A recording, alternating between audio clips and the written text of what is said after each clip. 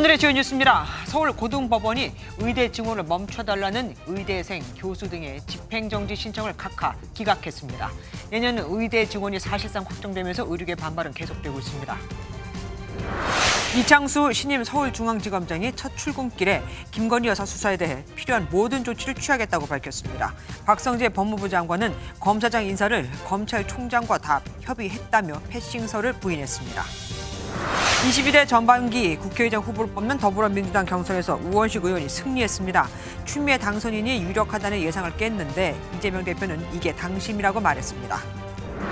음주 뺑소니 의혹이 불거진 가수 김호중 씨가 술잔에 입은 됐지만 마시지는 않았다고 진술한 것으로 확인됐습니다. 경찰은 김 씨가 사고 직전 들렀던 유흥주점에서 동석한 인물을 상대로도 조사를 이어갈 계획입니다. 단독 보도합니다.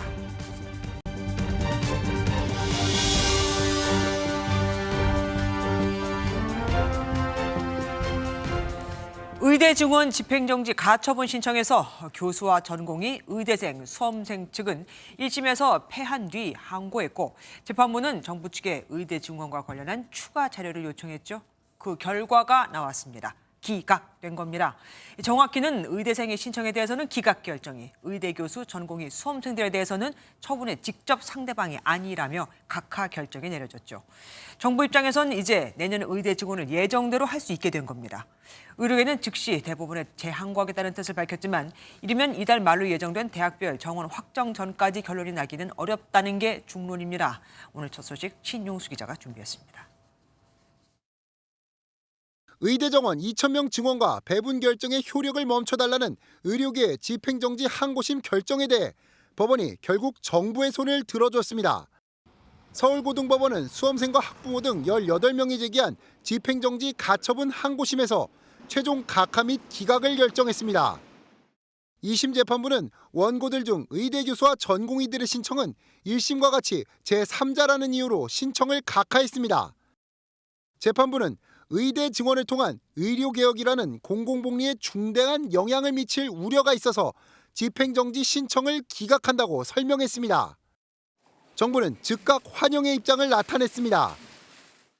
정부는 사법부의 현명한 결정에 힘입어 더 이상의 혼란이 없도록 2025학년도 대학 입시 관련 절차를 신속히 마무리하겠습니다. 먼저 대학별 학칙 개정과 모집 인원 확정을 조속히 추진하겠습니다. 하지만 의료계는 즉각 재항고를 통해 대법원의 판단을 구하겠다는 입장입니다. 의대 교수들 역시 실망감을 감추지 못한 가운데 전공의와 의대생들이 돌아올 길이 없어졌다고 설명했습니다. 비상진료 체계로 한 1년 정도 유지를 해야 될 거로 보고 있고요. 지금부터는 이제 병원 생존의 문제이기 때문에 그런 비상진료 체계에서 우리가 어떻게 활동할지를 이제 논의를 할. 법원의 결정에 따라 27년 만에 의대 증원 여부가 사실상 최종 결정된 가운데 이달 말로 예정된 올해 의대 정원 확정에도 탄력이 붙을 전망입니다. MBN 뉴스 신용수입니다.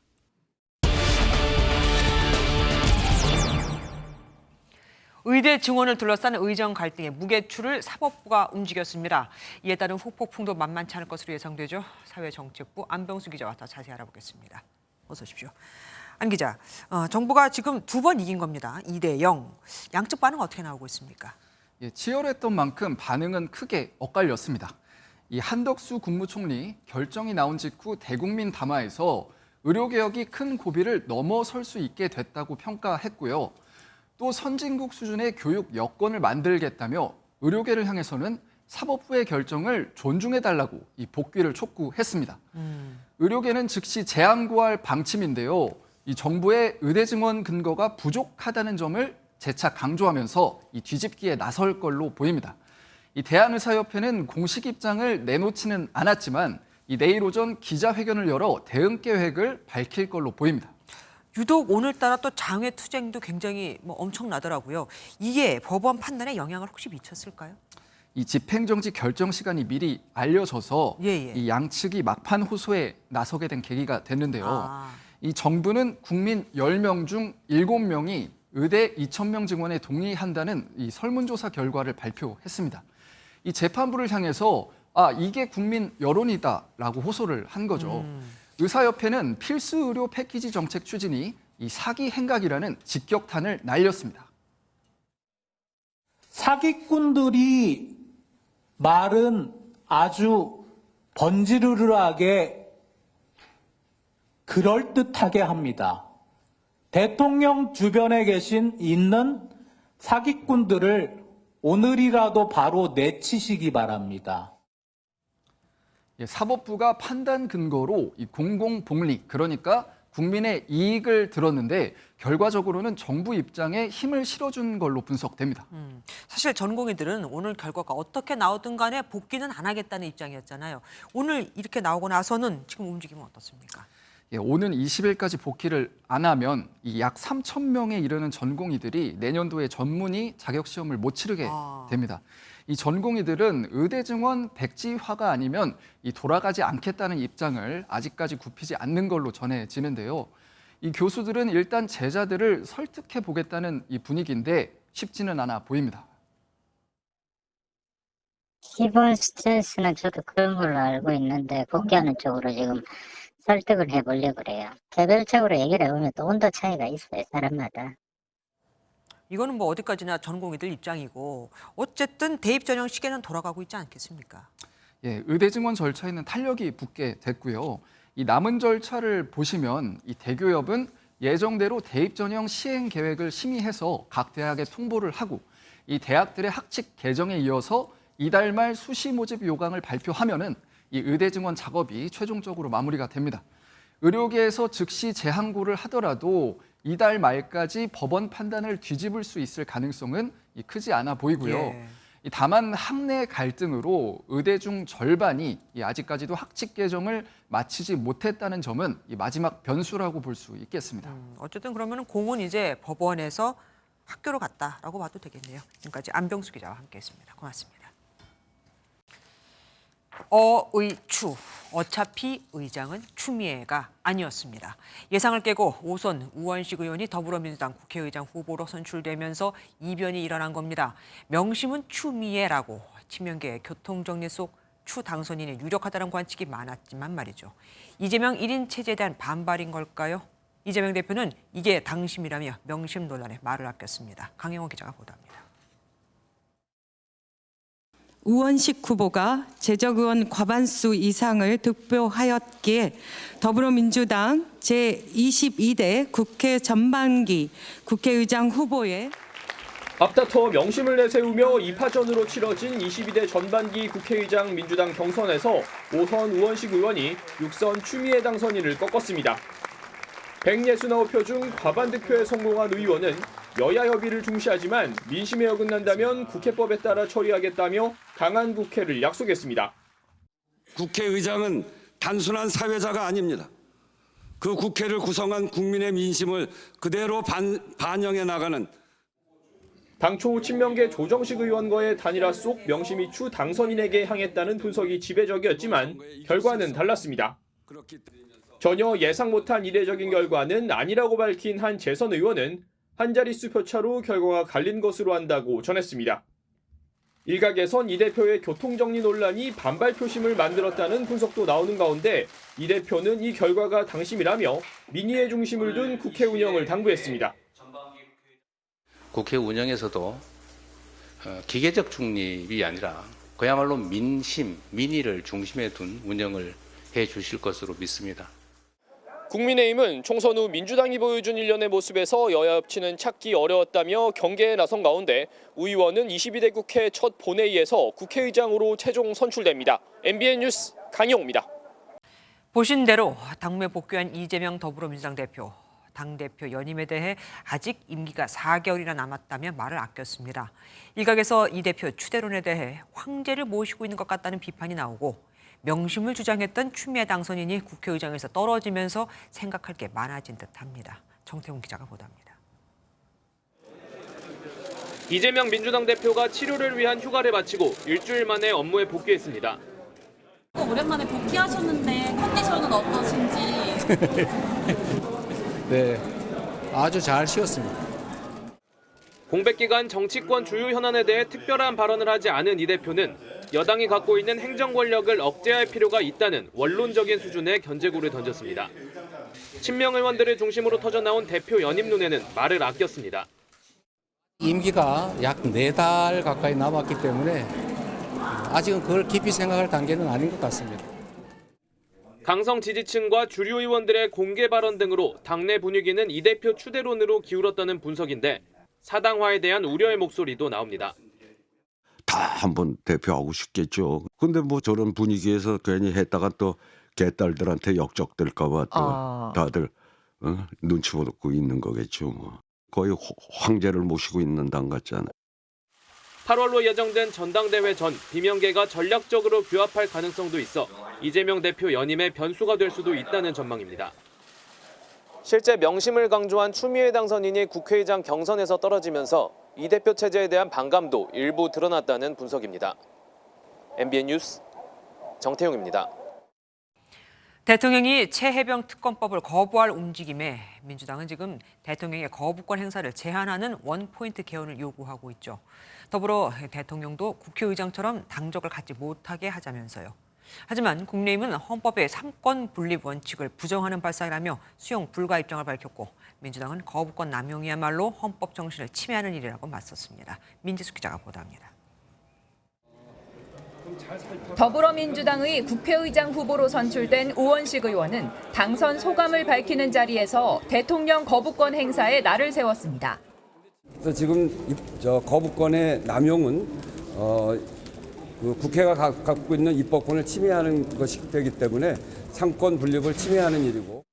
야당에서 대통령의 거부권을 제한하는 원포인트 개헌 주장까지 나오자 국민의힘은 정쟁을 위한 발상이라며 수용 불가 입장을 밝혔습니다. 결단코 받아들일 수 없음을 분명히 말씀드립니다.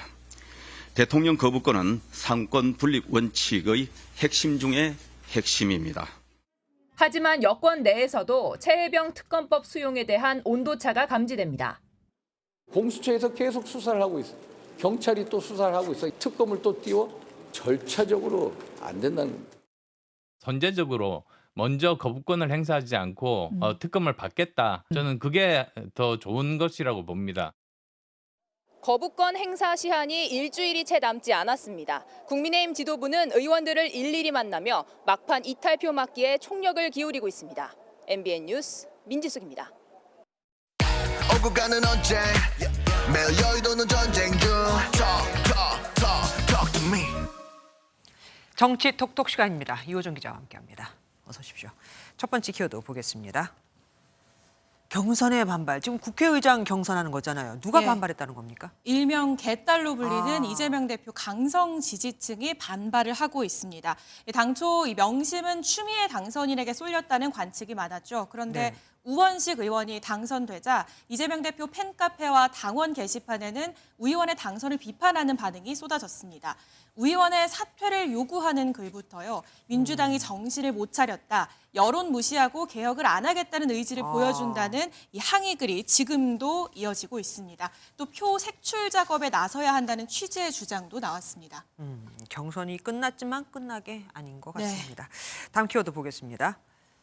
공직 그만둬야 지금 안철수 의원이 한 말인 것 같은데 누구한테 한 말입니까? 예, 홍준표 대구시장입니다. 이 자기 여자를 보호하는 건 상남자의 도리다. 이 발언 공방이 오늘까지도 이어졌는데요. 당내에서도 비판이 이어졌습니다. 그건 민간인의 이야기죠. 만약에 그렇게 생각하신다면 본인이 그만두셔야죠. 공직자를. 아내에 관련된 문제를 덮기 위해서 인사했다고 주장하는 사람이 아무도 없잖아요. 근데 그거를 완전히 기정사실화를 시켜버리면서 대통령을 희화화시키는. 예, 홍 시장의 지지자들 사이에서도 비판이 나오자 홍준표 시장은 본인이 대통령을 옹호하는 건 그의 정책이 좋아서가 아니라 2017년 사태, 이 박근혜 전 대통령 탄핵을 얘기하는데요. 재발을 막자는 것이라고 밝혔습니다. 예, 다음 키워드 보겠습니다. 몸풀기. 지금 나온 인물들을 면면을 보니까 국민의힘 당권 예비 주자들 같습니다. 예, 당권 주자로 거론되는 후보들이죠. 먼저 5선의 나경원 당선인 인구 문제에 초점을 맞춰서 정책 행보를 늘리고 원내외 인사들과 접촉면을 넓혀가고 있습니다. 당권 도전 질문을 받은 나 전 의원의 답변 듣고 오시죠. 우리 당이 앞으로 미래를 어떻게 준비를 해야 되느냐에 대한 고민이 많이 있습니다. 뭐 일일이 밥 먹는 것까지도 다 당권하고 연결시키시니까 밥도 못 먹겠네요. 예, 밥도 못 먹겠다라면서 원론적 입장을 밝혔지만 오늘 이 나 전 의원이 주최한 세미나에는 당내 인사가 대거 참석하면서 세력화 경쟁이 시작됐다는 분석이 나왔습니다. 또 다른 주자로 거론되는 윤상현 의원, 잇따라 세미나를 열고 보수 혁신을 외치고 있습니다. 저 혼자 위기라고 생각하고 있으니까 계속해서 이런 세미나를 하고 뜯어 고치려고 전면적인 대혁신, 창조적 파괴를 해야 된다 이런 말씀입니다. 예, 안철수 의원은 최혜병 특검법, 또 검찰 인사 등 현안별로 대통령실과 각을 세우면서 당권 도전을 고심 중입니다. 주자들의 물밑 경쟁이 시작됐다 이런 분석이 나옵니다. 네. 그러고 보니까 여기에 지금 2명이 빠졌습니다. 예. 한동훈 전 비대위원장과 유승민 전 의원. 이분들은 어떻습니까? 둘 다 원외 인사죠. 일단 한동훈 전 위원장의 측근들은 한 전 위원장의 출마에 힘을 싣는 분위기입니다. 한동훈 비대위에서 사무총장을 지낸 장동혁 의원도 그 가능성을 오늘 열어뒀고요. 또 유승민 전 의원은 오늘 광주로 향했습니다. 총선 이후에 계속해서 활동 반경을 넓히고 있어서 당권 도전이 임박한 것 아니냐는 관측이 나옵니다. 다음 보겠습니다. 오랜만에 얼굴을 보네요. 예. 김건희 여사가 공개 행보에 나서나 봅니다. 예, 오늘 행사 사진입니다. 오늘 캄보디아 총리와의 이 정상회담 오찬 행사에 참여하면서 김건희 여사 공개 일정을 소화했습니다.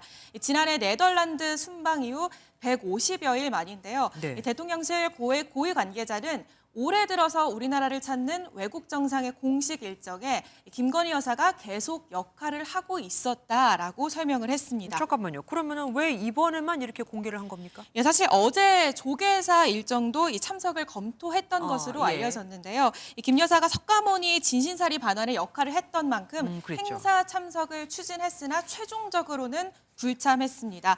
그런데 김 여사 이 캄보디아와도 인연이 있죠. 재작년에 만났던 이 캄보디아 심장병 환아 로타의 한국 수술을 지원한 바 있는데요. 맞아요. 캄보디아 훈만의 총리도 오늘 김 여사의 따뜻한 지원을 여전히 기억한다며 감사를 전했다고 합니다. 정치적 부담을 덜기 위해서 김건희 여사 역할이 있는 일정부터 공개에 나선 것으로 보입니다. 예, 지금까지 유호정 기자와 정치톡톡 함께했습니다. 고맙습니다. 검사장급 인사가 났으니 이제 곧 검찰 중간 간부 인사도 나겠죠. 김건희 여사 사건을 수사하던 부장검사들도 교체가 될까요? 만약 교체가 된다면 김 여사 수사를 멈추라는 윤석열 대통령의 의중이 더 뚜렷해진다고도 볼 수 있는 만큼 이 야권의 특검 공세는 더 강해질 수 있을 겁니다.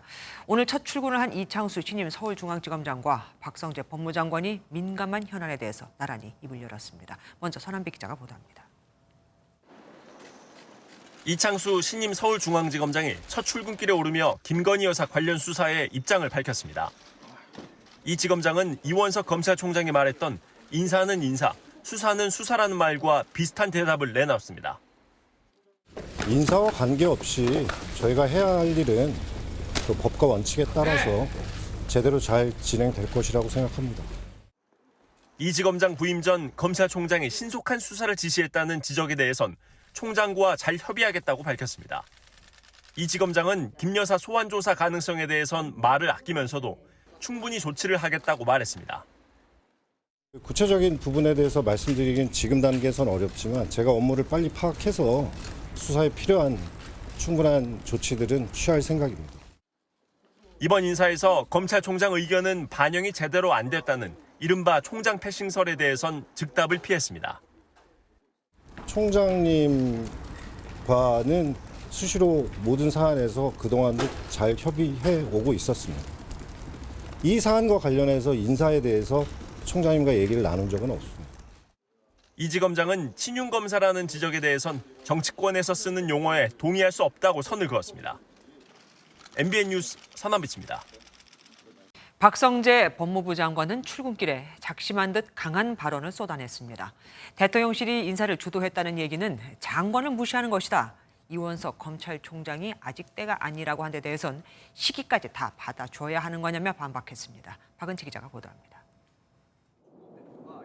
서울중앙지검 수뇌부와 대검 참모진을 한꺼번에 교체한 이번 인사에 대해 박성재 법무부 장관은 인사권자인 자신이 주도한 인사였다는 말을 주변에 해왔습니다. 박 장관은 출근길에서 이번 검사장 인사가 대통령실 주도로 이뤄진 게 아니냐는 질문을 받자 발끈하며 반문했습니다. 그건 장관을 너무 무시하시는 말씀 아닙니까? 장관이 다 인사재청권자로서 충분히 인사안을 만들어서 하는 거지 대통령실 누가 다 하셨죠? 유원석 검찰총장의 인사 연기 요청이 무시됐다는 질문엔 시기까지 다 받아줘야 하는 건 아니라고 반박했습니다. 검찰총장과는 협의를 다 했습니다. 시기를 언제 해달라고 하는 부분이 있었다고 하면 그 내용대로 다 받아들여야만 인사를 할 수 있는 겁니까? 다만 박 장관은 김건희 여사 명품 가방 수사에 대해 수사는 수사대로 진행될 것이라며 공백이 없도록 후속 인사도 최대한 서두르겠다고 밝혔습니다. MBN 뉴스 박은치입니다. 검찰 인사를 놓고 폭풍이 거셉니다. 법조팀 현주 기자가 더 자세히 알아보겠습니다. 어서 오십시오. 박성재 법무부 장관 출근길에 총장 인사 패싱에 대해서 얘기를 꺼냈습니다. 네, 그렇습니다. 박 장관은 문답이 이어진 3분 정도 내내 웃는 표정이기는 했지만 말에는 뼈가 있었습니다. 이번 인사를 두고 충분히 할 수 있는 인사였다. 그리고 협의도 거쳤다. 이렇게 강조를 했는데요. 직접 한번 들어보시겠습니다. 나름 심각하게 고민하고 열심히 자료도 찾아보고 한 다음에 인사 필요성이 있다고 생각해서 이번에 인사를 한 것입니다. 인사 다음 날, 그러니까 그제죠. 이원석 검찰총장의 모습과는 완전히 다릅니다. 네, 그 당시 이 총장은 자세한 답변은 하지 않았지만 얼굴 표정과 긴 침묵으로 입장을 보여줬습니다. 맞아요. 이 장면도 다시 한번 보겠습니다. 검사장 인사는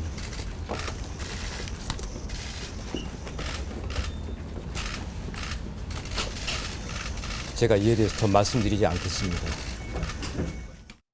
그래서인지 오늘 신임 중앙지검장의 발언이 더욱더 관심이 갔습니다. 근데 원론적인 얘기만 했어요. 네, 그런 측면이 좀 있습니다. 앞서 보도에서 보신 것처럼 이창수 서울중앙지검장은 출근길에서 김건희 여사 수사와 관련해 법과 원칙이라는 원론적인 얘기만 꺼냈는데요.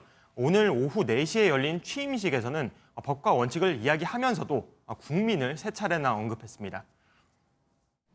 첫째, 국민을 섬기고 국민과 소통하며 국민의 기대에 부합하도록 검찰권을 행사해 주시기 바랍니다. 국민이 원한다면 여사에 대한 소환 조사도 할 수 있다, 이런 의미로 해석되는 대목입니다. 예, 두고 봐야겠네요. 그런데 전임 중앙지검장이었죠. 송경호 신임 부산고검장. 이분도 검찰의 역할에 대해서 또 한마디 했어요. 네, 그렇습니다. 그 송경호 고검장은 오늘 취임식에서 따가운 평가가 많을수록 상식을 지키는 공정한 검찰이 돼야 한다, 이렇게 강조했습니다. 상식과 공정이라는 원론적인 얘기를 했지만 현재 상황에서 다양한 해석을 나올 수 있는 발언이기도 합니다. 예, 그리고 가장 관심이 쏠리는 부분 아니겠습니까? 김건희 여사의 그 수사를 지휘할 차장 부장검사에 대한 후속 인사, 이건 언제쯤 날까요? 오늘 일선 검사들에게 근무 희망지를 내일까지 제출하라, 이런 업무 연락이 전달이 됐습니다. 그래요? 그 후속 인사 작업이 대단히 빠르게 진행되면서 이르면 다음 주에 인사가 날 수 있다는 분석이 나오는데요. 수사 차질 우려를 불식시키기 위해서 법무부가 후속 인사에 속도를 내는 모습입니다. 다음 후속 인사에서 김건희 여사 사건을 맡고 있는 수사팀, 이분들도 교체가 될까요? 네, 바뀔 가능성이 좀 있어 보입니다. 김건희 여사와 관련해 명품 가방 수수 의혹은 형사 1부에서, 그리고 도이치모터스 주가 조작 의혹은 반부패 2부에서 맡고 있는데요. 네. 그 두 부장검사 모두 부임 8개월 정도 된 시점이라서 상당히 이르긴 하지만 교체될 수도 있다, 이런 분석이 나옵니다. 네. 서울중앙지검 4명의 차장검사가 한꺼번에 바뀌었던 만큼 부장검사 인사에서도 비슷한 방식이 적용될 수 있다, 해석이 나오고 있습니다. 그러니까요. 이렇게 4명의 차장검사를 다 비워두고 있을 수는 없겠죠. 지금까지 현지호 기자와 함께했습니다. 고맙습니다. MBN 최초 보도로 불거진 유명 트롯 가수 김호중 씨의 음주 뺑소니 의혹 수사 속보입니다. 취재 결과 김 씨는 유흥주점에 간 뒤 술잔에 입은 댔지만 마시지는 않았다고 진술한 것으로 확인됐습니다. 소속사 측은 김 씨가 사고 직후 공황이 왔다고도 밝혔는데 취재진이 확보한 영상을 보면 석연치가 않습니다. 안종모 기자가 단독 보도합니다. 지난 9일 밤 11시 50분쯤 서울 신사동의 한 거리입니다. 트로트 가수 김호중 씨가 사고를 내고 5분 뒤의 상황으로 사고 지점과 200m 떨어진 곳입니다. 잠시 뒤 나타난 김 씨는 천천히 걸어가며 누군가와 전화 통화를 합니다. 사고 직후 심한 공황을 겪었다는 소속사 해명과는 다른 모습입니다. 김 씨는 자신을 둘러싼 음주운전 의혹 역시 강하게 부인한 것으로 전해졌습니다. MBN 취재 결과 김 씨는 유흥업소에 방문한 뒤 술잔에 입은 댔지만 마시지는 않았다고 경찰에 진술한 것으로 확인됐습니다. 하지만 경찰에 제출된 매니저의 휴대전화에는 김 씨가 술을 마셨다, 사고가 났으니 조치를 해달라는 취지의 녹음 파일이 있는 것으로 알려졌습니다. 사고 17시간 만인 지난 10일 오후 4시 반쯤 경찰에 출석한 김 씨는 음주 측정 결과 특별한 수치는 나오지 않았습니다.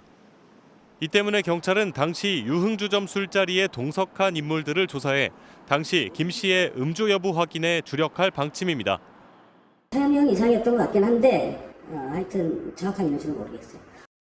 앞서 김 씨는 마약 간이시약 검사에서 음성 판정을 받았는데 경찰은 마약과 음주 여부를 가리기 위해 국과수에 정밀 감정을 의뢰한 상태입니다. MBN 뉴스 안정모입니다. 김호중 씨는 사고 직후 자택 대신 경기도 구리에 있는 호텔로 간 것으로도 드러났습니다. 하지만 사건의 전말을 밝혀줄 블랙박스는 메모리칩이 없어진 상태죠. 소속사 측은 매니저가 제거해 파손했다고 주장하고 있는데 운전자 바꿔치기도 매니저의 뜻이었다고 했다가 소속사 대표의 지시라고 말을 바꾼 바 있죠. 이어서 전민석 기자가 보도합니다. 김호중 씨가 서울 신사동에서 차량 사고를 낸 뒤 2시간 지난 10일 새벽 2시쯤 매니저는 자신이 운전대를 잡았다며 김 씨의 옷을 입고 허위 자수했습니다. 하지만 차량 소유주가 다르다는 점을 수상히 여긴 경찰은 김 씨에게 수차례 출석을 요구하고 집까지 찾아갔지만 만날 수 없었습니다. 사고 직후 김 씨가 누군가와 통화를 한 뒤 경기도 구리의 한 호텔로 향했기 때문이었습니다. 사고 17시간 만에 출석한 김 씨는 음주 수치가 나오지 않았고 경찰은 음주 측정을 피하기 위한 것으로 의심하고 있습니다. 당시 차량의 블랙박스 메모리 카드는 없어진 상태였는데 매니저가 파손했다는 주장이 나와 파장이 커지고 있습니다. 김 씨 소속사 대표는 매니저가 본인 판단으로 메모리 카드를 먼저 제거한 것이고 매니저에게 김 씨의 옷을 꼭 뺏어서 바꿔 입고 일처리를 해달라고 지시했다고 해명했습니다. 김 씨의 소속사 대표이자 친척 형으로서 김호중을 과잉 보호하려다 생긴 일이었던 겁니다. 하지만 경찰은 사고 직후 김 씨와 소속사 측에 긴밀한 논의가 있었을 가능성에 무게를 두고 통화 내역 등을 분석하며 수사를 확대하고 있습니다. MBN 뉴스 전민석입니다. 이렇게 의혹이 일파만파 커지고 있지만 김호중 씨 팬들의 지지는 여전합니다. 팬카페에 살다 보면 그럴 수도 있다며 공연 예매 인증샷과 응원글이 계속해서 올라오고 또 김 씨가 직접 제작에 참여했다는 이어폰 구매 완료 글까지 올라오고 있는 건데 그런데 김 씨가 출연한 공연계와 광고계에선 이탈 움직임이 포착됐습니다. 박기영 기자가 보도합니다. 음주 뺑소니 의혹으로 경찰 조사를 받고 있는 가수 김호중 씨의 팬카페입니다. 살다 보면 그럴 수도 있다.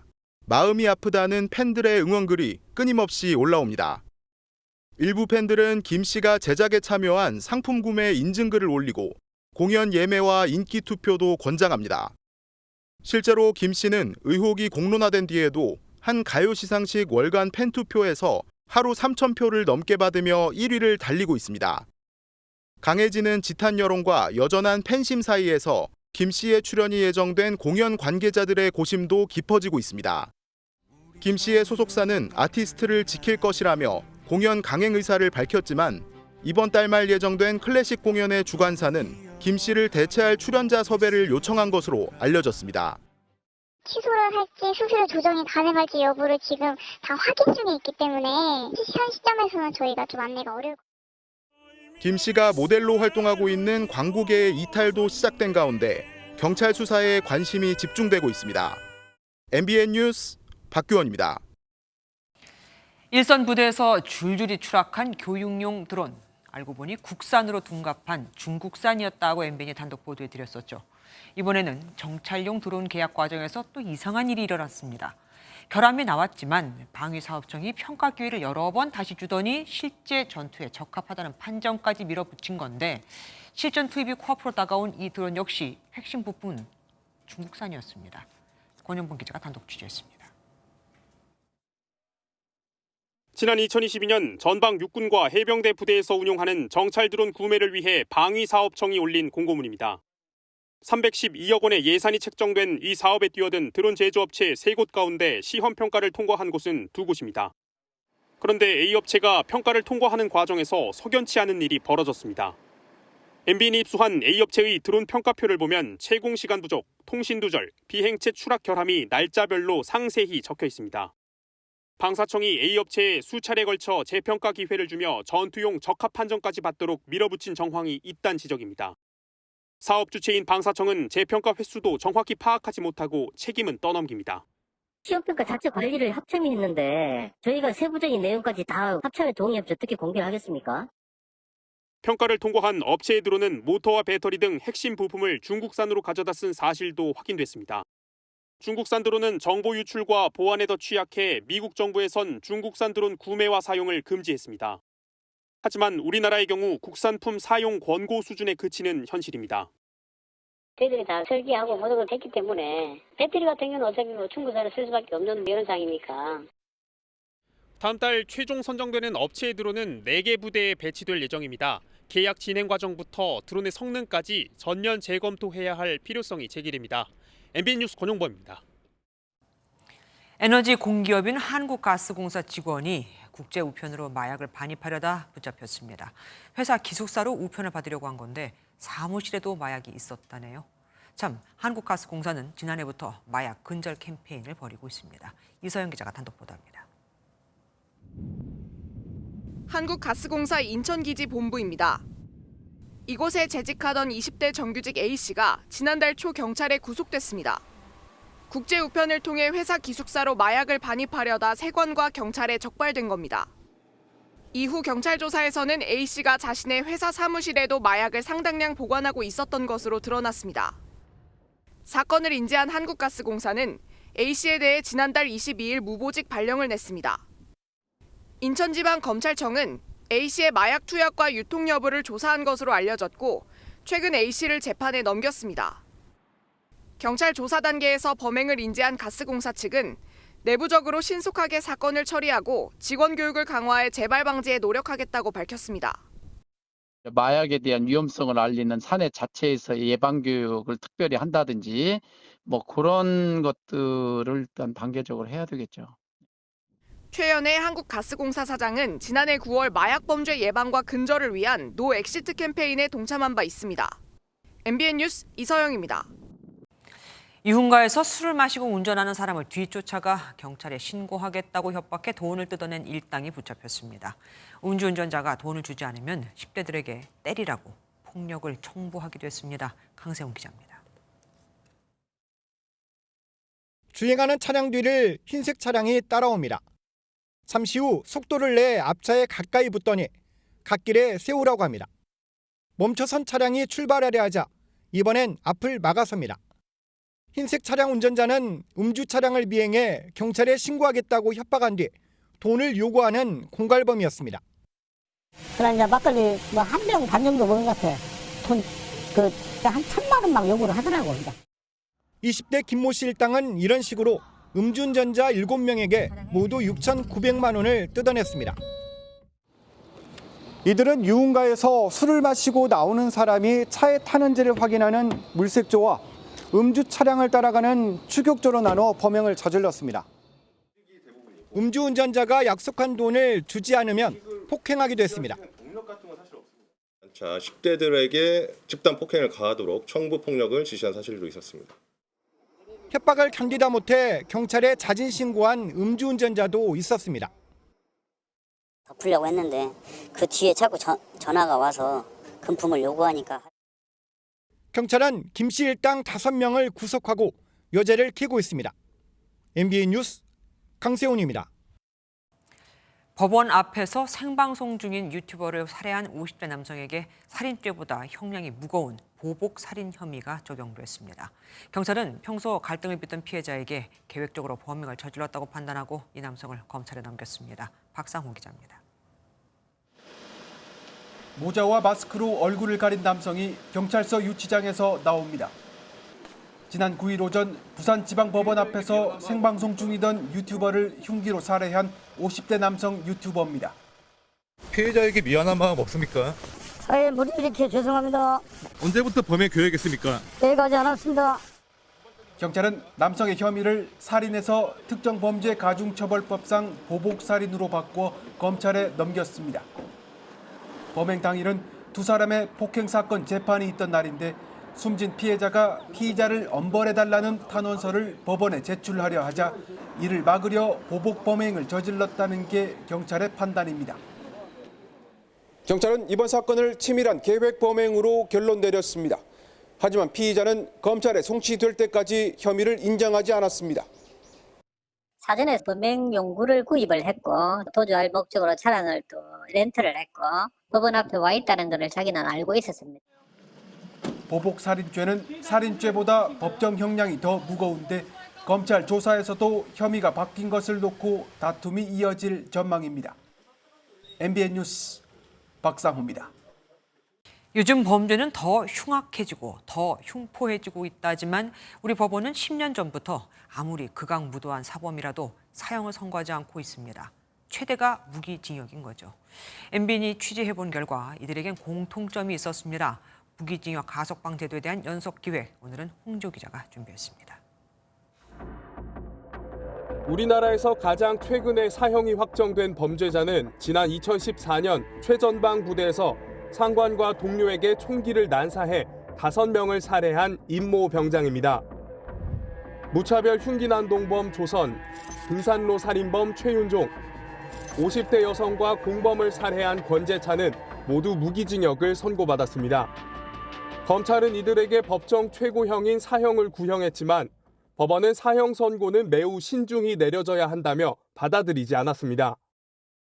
취재진이 무기징역 이유를 살펴보니 공통점이 발견됐습니다. 재판부가 불우한 가정 환경과 낮은 가석방 가능성 등을 이유로 거론한 겁니다. 최근 10년 동안 1심 법원에서 사형 선고가 내려진 건 12차례입니다. 사형 선고가 한 번도 없었던 해도 5번이나 됩니다.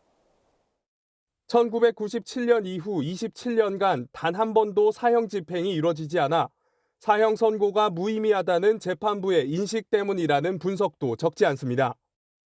사형되지도 않을 건데 내가 괜히 사형 판결 한 사람으로 남고 싶지 않은 그런 심리도 있죠. 살인자가 되는 것 같은 그런 느낌을 받을 수 있거든요. 무기징역에 대한 보완책이 필요하다는 것은 재판부도 절감하고 있습니다. 지난 2022년 새 모녀 살해범 김태현에게 무기징역을 선고한 재판부는 당시 가석방이 허용돼선 안 된다고 조건을 달기도 했지만 법적 효력은 없습니다. 복역 후 20년이 지나면 가석방 심사 대상에 포함되는 무기수들, 흉악범들에게 영구 격리가 필요하다는 지적은 계속 이어지고 있습니다. MBN 뉴스 홍지호입니다. 지난 3월 세상을 떠난 고 조성래 효성 명예회장이 남긴 유언장에 형제 간의 우애를 강조하며 형제의 난을 일으킨 차남 조현문 전 부사장에게도 유산을 남긴 것으로 전해졌습니다. 가족과 의절 상태로 효성가를 10년 넘게 떠나 있던 차남 조 전 부사장은 아버지 장례 때 유족 명단에도 이름이 오르지 않았다고 하죠. 그는 유언장 내용에 대해 확인과 검토가 필요하다고 밝혔습니다. 이 계산기를 두드려보는 중일까요? 정주영 기자입니다. 조성래 효성그룹 명예회장은 지난 3월 29일 향년 89세를 일기로 세상을 떠났습니다. 그런데 지난해 연말 조 명예회장이 유언장을 남긴 사실이 뒤늦게 밝혀졌습니다. 유언장에는 부모 형제 인연은 천륜이라며 어떤 일이 있더라도 형제 간 우애를 반드시 지켜달라고 화합을 당부한 걸로 알려졌습니다. 특히 형제의 난을 일으켜 의절 상태인 차남 조현문 전 부사장에게도 주요 계열사 주식 등 유류분이 넘는 유산을 남긴 걸로 전해졌습니다. 조 전 부사장 측은 유언장의 입수, 형식, 내용 등 여러 측면에서 불분명하고 납득하기 어려운 부분이 있다며 확인 및 검토가 필요하다고 밝혔습니다. 조성래 회장이 조현문 전 부사장에게 유류분 상속을 줌으로 인해서 효성에 대한 상당한 지분을 갖게 됩니다. 효성이 원래 진행하려고 했던 지배구조 개편에 큰 걸림돌이 될 수 있다. 조 전 부사장은 2013년 경영권 승계 구도에서 밀려나자 효성을 떠났고 형과 임원들의 횡령 의혹 등을 주장하며 형제의 난을 촉발한 바 있습니다. 또한 지난 장례식장에서 상주로 아버님을 보내드리지 못하게 형제들이 내쫓았다고 주장하고 있는 상황입니다. 조 전 명예회장의 유언장 내용이 일부 공개된 가운데 조 전 부사장이 2차 형제의 난을 발화시킬지 이목이 집중되고 있습니다. MBN 뉴스 정주영입니다. 지난주 애플이 인간의 창작 도구를 다 뭉개는 광고를 공개해 비판을 받은 바 있죠. 그때 유아프레스에서 기타가 부서졌는데 새로 나온 삼성 광고에 이 부서진 기타가 나옵니다. 부서진 기타로 연주자가 연주를 하는 거죠. 애플을 저격한 거 맞죠? 김수영 기자입니다. 누군가가 땅에 떨어져 있는 기타를 집어듭니다. 기타는 불에 타고 구멍이 뚫렸지만 이 연주자는 태블릿 PC의 악보를 보면서 흥겹게 기타를 연주합니다. 창의성이 결코 꺾일 수는 없습니다라는 문구로 끝나는 이 광고는 삼성모바일 미국 법인에서 제작한 태블릿 PC 광고입니다. 잔해 속 악기를 연주한다는 단순한 내용이지만 경쟁사 광고를 보면 메시지가 선명해집니다. 애플은 앞서 유아프레스로 트럼펫부터 피아노, 조각상 등 모든 물건을 뭉개더니 모든 것이 사라진 자리에 자사 태블릿 PC 하나만 남는다는 광고를 공개했습니다. 부서진 기타와 잔해들은 애플 광고 속에 나오는 유아프레스로 뭉갠 사물들이 연주자가 앉은 곳은 물감이 묻어있는 유아프레스를 연상시킵니다. 특히 삼성의 태블릿 PC는 여성의 연주, 즉 예술과 창작을 돕는다는 의미로 해석되며 애플을 우회적으로 비판하는 듯 보입니다. 애플이 인간의 창의성 도구를 조롱한다는 광고로 사과한 상황에서 논란이 잊혀지기 전 삼성이 저격에 나선 것입니다. 자사 제품의 우월성, 자사의 가치나 철학이 상대방보다 뛰어나다는 것을 환기하는 굉장히 정교하게 만들어진 비교 광고라고 할 수 있습니다. 이와 관련해 한 IT 전문 매체는 애플의 광고를 조롱하는 영리한 방법이며 전체적으로도 매우 세련되게 만들어졌다고 평가했습니다. MBN 뉴스 김수영입니다. 친러시아 성향의 슬로바키아 총리가 괴한의 총에 맞아 4시간 가까이 응급수술을 받았습니다. 현장에서 체포된 용의자는 정부 정책에 반감을 갖고 있었는데 총리와 악수하는 척하다가 갑자기 총을 쐈습니다. 송지영 기자입니다. 베르트 피초 슬로바키아 총리가 지지자들에게 다가가 손을 내밀며 악수합니다.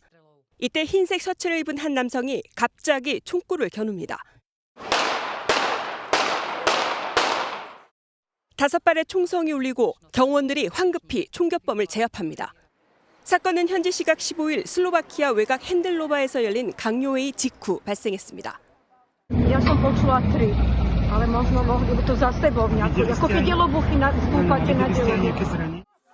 쓰러진 피초 총리는 급히 차로 옮겨진 뒤 헬기로 병원에 이송됐습니다. 복부와 가슴 등에 3발 이상을 맞은 피초 총리는 4시간 가까이 응급수술을 받은 끝에 위독한 상황은 벗어났습니다. 피초 총리는 지난해 10월 치러진 총선에서 우크라이나 지원에 반대하는 친러시아 여론에 힘입어 3번째 총리에 당선된 인물입니다. 당국은 이번 사건을 암살 기도로 규정하고 정치적 의도가 있다고 보고 있습니다. The issue, what's happened, it's a political assault. It's absolutely clear, and we have to react. 실제로 71세인 용의자는 체포된 이후 범행 동기로 정부 정책에 대한 불만을 토로했습니다. Не согласен с политикой vlády. A preto ste sa pred mesiacom rozhodol čo? Zlikvidované mass media. Prečo RTVS je napadaná? Prečo sú ľudia 마사기에 prečo vyhodení z funkcie? 3권의 시집을 출간한 용의자는 폭력 반대 운동이란 정치 단체도 설립한 것으로 알려졌는데 러시아의 전쟁에 비판적입니다. 전 세계가 정치적 폭력 행위를 규탄하는 가운데 우리 정부도 피초 총리의 조속한 쾌유를 기원한다고 밝혔습니다. MBN 뉴스 송주영입니다. 남태평양의 작은 섬에서 약탈과 방화 등 대규모 소요 사태가 발생했습니다. 선거권 때문에요. 이 섬은 프랑스의 지배를 받고 있는데 대부분 원주민들에게만 부여됐던 선거권이 일반 거주자에게도 확대되자 반발한 겁니다. 사상자가 수백 명에 달하고 주민들은 총까지 들고 다니는 상황입니다. 주진희 기자입니다. 한밤중 폭죽과 총성이 울리고 경찰과 대치하는 상황에도 아랑곳하지 않고 곳곳에서 방화가 이어집니다. 부서진 상가에서는 사람들이 물건을 마구 꺼내가는 모습이 포착됩니다. Moi, je vous avoue, je suis avec mon arme tout le temps pour parvenir à quelconque situation. Même pour la famille, pour moi, pour les amis, l'ensemble de la catégorie, je dirais. 남태평양의 프랑스령 누베칼레도니 섬에서 지난 월요일부터 선거제 개편에 항의하는 소요 사태가 이어져 4명이 숨지고 수백 명이 다쳤습니다. J'espère que notre voix, notre dignité, notre fierté d'être un peuple, le peuple de Kanaki, soit écoutée au niveau de l'Assemblée nationale. 하지만 프랑스 국회는 현지 시간 15일 논란의 선거제 개편안을 통과시켰습니다. 507 exprimé 504, majorité 253, pour 351, contre 153. L'Assemblée nationale a adopté. Monsieur le ministre. 그동안 원주민들의 대표성 보장을 위해 1998년 이전 거주자와 그들의 자녀에게만 지방선거 투표권을 부여해왔지만 이제는 10년 이상 거주한다면 투표할 수 있게 된 겁니다. 소수의 원주민들 입지가 좁아질 것이라는 우려에 소요 사태가 일어났고 프랑스는 지난 1985년 이후 처음으로 본토박 지역에 대해 비상사태를 선포했습니다. MBN 뉴스 주진입니다. 푸틴 러시아 대통령이 새로 취임 후 첫 방문지로 중국을 택했습니다. 지금까지 시진핑 중국 주석과는 40번 넘게 만났다네요. 두 사람 다 오래오래 정권을 잡고 있다 보니 가능한 일이겠죠. 이번엔 우크라이나 전쟁 등을 다룰 거라는데 그동안 중국은 우크라이나 문제에 대해서는 공식적으로 거리를 터왔죠. 베이징에서 윤석정 특파원입니다. 5번째 임기 첫 해외 방문지로 중국을 찾은 푸틴 대통령과 시진핑 주석이 마주 앉았습니다. 시 주석은 푸틴 대통령과 함께 세계 정의를 수호하겠다고 강조했습니다. 不断巩固两国人民世代友好，共同实现各自国家发展振兴，携手维护世界公平正义。 이에 푸틴 대통령도 두 나라의 협력이 곧 국제 정세의 안정이라고 화답했습니다. Наше сотрудничество в мировых делах сегодня выступает одним из главных стабилизирующих факторов на международной арене. Вместе мы отстаиваем принципы справедливости и демократического миропорядка. 우크라이나 전쟁이나 첨단 기술 패권을 놓고 미국과 대립각을 세우는 두 나라가 더욱 공고하게 협력해 나갈 뜻을 분명히 밝힌 겁니다. 이와 관련해 두 정상이 우크라이나 전쟁을 정치적으로 해결할 필요성이 있다는 데 동의했다는 외신 보도도 나왔습니다. 회담을 마친 두 정상은 전략적 협조 동반자 관계에 관한 공동 성명에 서명했습니다. 두 정상은 이어 양국 수교 75주년 기념 행사에 함께 참석한 뒤 비공개 정상회담을 추가로 진행합니다. 푸틴 대통령은 베이징 일정을 마친 뒤 하얼빈으로 이동해 미국의 제재 대상인 하얼빈 공업대학을 방문할 계획입니다. 베이징에서 MBN 뉴스 윤석정입니다. 곧 있으면 여름인데 강원 산간에 한방눈이 쏟아졌습니다. 대설특보가 내려졌을 정도인데 기상 관측일에 처음 있는 일입니다. 시민들은 다시 외투를 꺼내 입어야 했죠. 장진철 기자가 취재했습니다. 해발 1450m 설악산 소청대피소는 온통 눈세상입니다. 눈보라가 몰아치더니 40cm 넘게 쌓였습니다. 오늘부터 개방하기로 했던 고지대 탐방로도 갑작스런 눈에 연기했습니다. 평창 발왕산 정상도 눈이 발목까지 쌓였습니다. 5월 중순에 이렇게 많은 눈을 보는 게 좀 신기하긴 해요. 좀 많이 쌓인 것도 재밌는 것 같아요. 한겨울 같지만 5월 중순인 오늘 촬영된 겁니다. 강원 지역의 해발 1000m가 넘는 높은 산에 5월에 눈이 내리는 경우는 종종 있습니다. 하지만 이번처럼 5월 중순에 이처럼 많은 눈이 내려 기상특보가 내려진 건 기상 관측 이래 처음입니다. 기온도 영하권으로 곤두박질 쳤습니다. 출하를 앞둔 고랭지밭 산나물은 냉해 피해를 입었습니다. 산나물 수확 중에 지금 눈이 내렸어요. 그래서 눈으로 인해 갖고 동해도 입었고 눌림 현상으로 해갖고 산나물 형태가 다 망가졌지. 출근길 시민들은 다시 긴팔 외투와 스카프를 꺼내 입었습니다. 저는 더울 줄 알고 겉옷을 안 챙겼는데 지금 생각보다 많이 추워서 지금 아이들은 옷 입히고 저는 좀 떨고 있습니다. 기상청은 내일 아침까지 쌀쌀하다가 낮부터 평년 기온을 회복할 것으로 전망했습니다. MBN 뉴스 장진철입니다.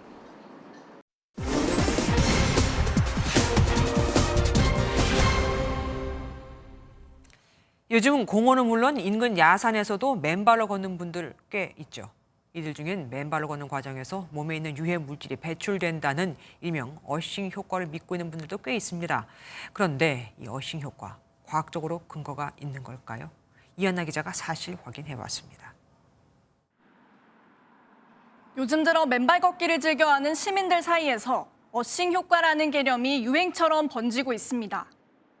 어싱, 한자로는 접지, 그러니까 땅과 우리 몸을 직접 맞닿게 만든다는 뜻인데요. 사람이 이렇게 지면하고 같이 이렇게 접촉하는 게 굉장히 좋다는 얘기도 들었고, 땅으로 접지하면 모든 이제 전압이 사라지거든요. 지구는 음전화, 실체는 양전화로 이루어져 있는데 맨발이 땅에 닿으면 땅에 있던 전자가 몸으로 들어오고 그 반대급부로 신체에 있던 유해 물질인 활성산소가 배출되면서 우리 몸의 각종 질병의 원인이 제거되는 현상을 어싱 효과라고 부릅니다. 그런데 이 어싱 효과, 과연 과학적으로 근거가 있는 말일까요?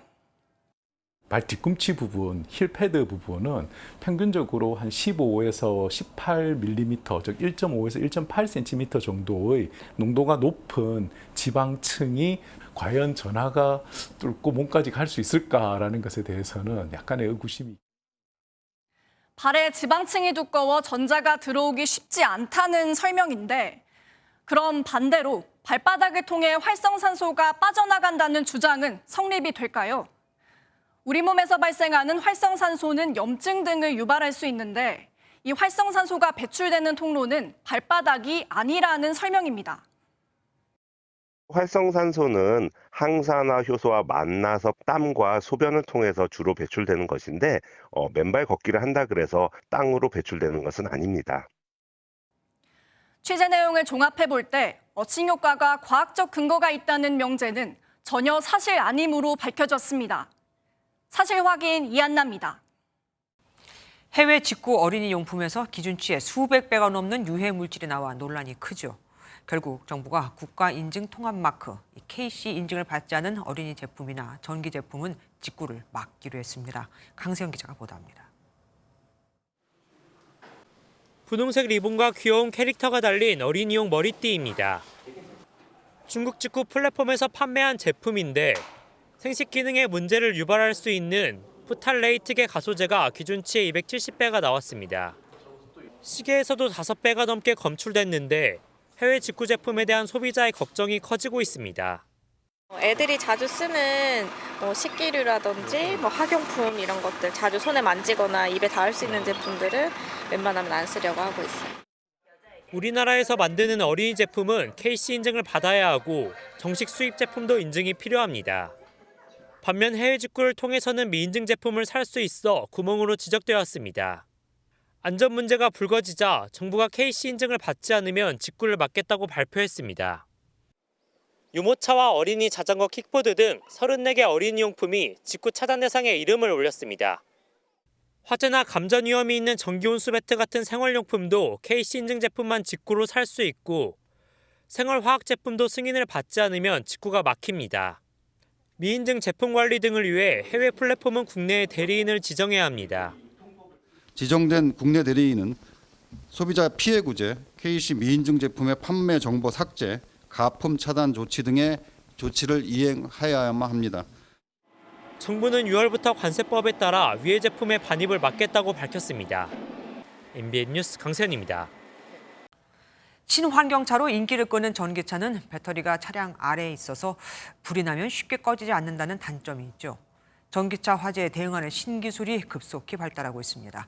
차 안에 호스를 넣거나 아예 방수포를 덮어버리는 건데 여기에 로봇도 쓰입니다. 한범수 기자가 다녀왔습니다. 연기로 뒤덮인 지하주차장에서 진화 작업이 한창입니다. 충전 중이던 전기차 배터리에 불이 난 건데 배터리가 차량 하단에 감싸져 있어 화재 진압에 애를 먹습니다. 한번 불길을 잡아도 다시 번질 수 있고 주변 차량으로 빠르게 퍼져나갈 수 있다는 점도 골칫거리입니다. 도착하면 엔진룸 열고 한 5분 안에 다 끕니다. 근데 전기차 같은 경우는 그렇게 쉽게 진화가 안 돼요. 그러면서 전기차 화재에 특화된 진압 기술도 진화하고 있습니다. 바퀴 사이 공간으로 호스가 들어가더니 발화 지점을 찾아 구멍을 뚫고 바로 물을 뿌립니다. 배터리가 차량 하부 깊숙한 곳에 있는 탓에 불이 나도 손쓰기 어려웠던 문제를 해결해 줄 것으로 보입니다. 이번엔 차량에 방수포를 씌웁니다. 그 안으로 물을 대 열기와 불길을 가라앉히는데 대형 화재로 커지지 않도록 차단하는 데 활용될 전망입니다. 고무 튜브로 만든 수조에 차를 담가서 다시 불이 나지 않게 예방하는 기술도 진화하고 있습니다. 화학물질이 유출됐는지 탐지하거나 사고 현장 접근을 막아주는 인공지능 로봇들도 투입을 앞두고 있습니다. 화재 진압 기술의 발달로 소방대원들의 안전한 방화 활동이 가능해지고 전기차에 대한 불안감도 줄어들 수 있을지 기대됩니다. MBN 뉴스 한범수입니다. 스포츠 뉴스입니다. 프로 3년차 거포 21세 김영웅이 이만수, 이승엽으로 이어지는 삼성 4번 타자 계보를 이으며 명가 부활을 이끌고 있습니다. 요즘 삼성 팬들 사이에선 노래는 임영웅, 야구는 김영웅이라는 찬사가 나온다고 하네요. 신영빈 기자입니다. 두산과의 경기에선 팀의 레전드이자 적장 이승엽 감독의 벽화 쪽에 큼지막한 대포를 쏘아 올리더니 LG와 맞대결에선 한 번 더 가보자는 팬들의 응원 문구를 그대로 실현하며 연타석 홈런을 만듭니다. 고졸 3년차 앳된 얼굴인 내야수가 보여주는 넘치는 스타성에 삼성 팬들은 김영웅 아리중. 입을 모아 노래는 임영웅, 야구는 김영웅을 외칩니다. 너무 든든하고 삼성에 너무 큰 영웅으로 자라줄 것 같아서 기대하고 있습니다. 노래는 임영웅, 야구는 김영웅. 개막전 9번이었던 김영웅의 타수는 어느덧 4번까지 올라왔는데 생애 첫 4번 타자로 나선 경기에서도 동점 홈런을 때려내며 물 만난 물고기가 됐습니다. 어느덧 3할에 육박하는 타율에 홈런 9개. 시즌 전 배트를 짧게 지는 게 어떠냐는 권유에도 배트 끝부분까지 손가락으로 감싸는 자신의 타격 폼을 고수했고 잠재력을 터뜨리며 이만수, 양준혁, 이승엽, 최영으로 이어지는 삼성의 강타자 계보를 잇고 있습니다. 저는 홈런 타자가 아니기 때문에 과하게 칭찬해 주시는 것 같습니다. 홈런 이런 게 아니더라도 뒤에 타자한테 찬스를 넘겨줄 수 있는 그런 타자가 되고 싶어요. 시즌 전 하위권 전력으로 평가받던 삼성은 난세의 영웅 덕분에 3위로 순항 중. 영웅은 질주를 멈출 생각이 없습니다.